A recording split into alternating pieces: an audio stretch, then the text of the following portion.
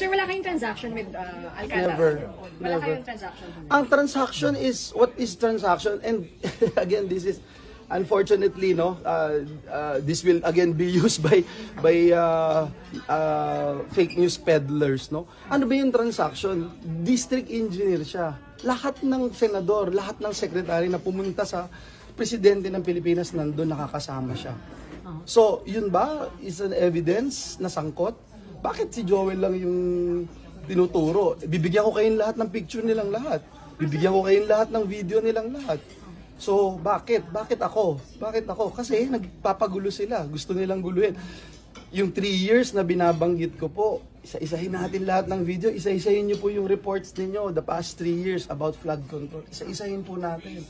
Bakit ganon? Bakit sa akin tinuturo? Hindi ba napakaklaro dahil tatamaan na sila ngayon? Never kayo nagpondo ng flood control? Hindi, wala.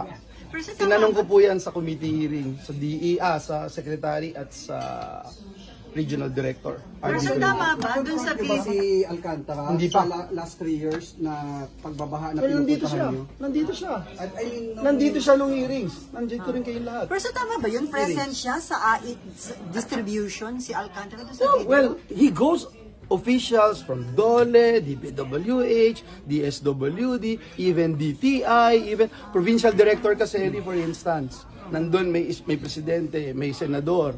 You're not going? You're going. It's part of your job, di ba? So, these are all official functions. Pero you're not And just like the other officials. So may wala nalaman, like the engaged others. pala siya sa ganun. Kasi umamin siya pumirma. Oh, especially yung gambling, especially yung pagpirma ng ghosts. Come on.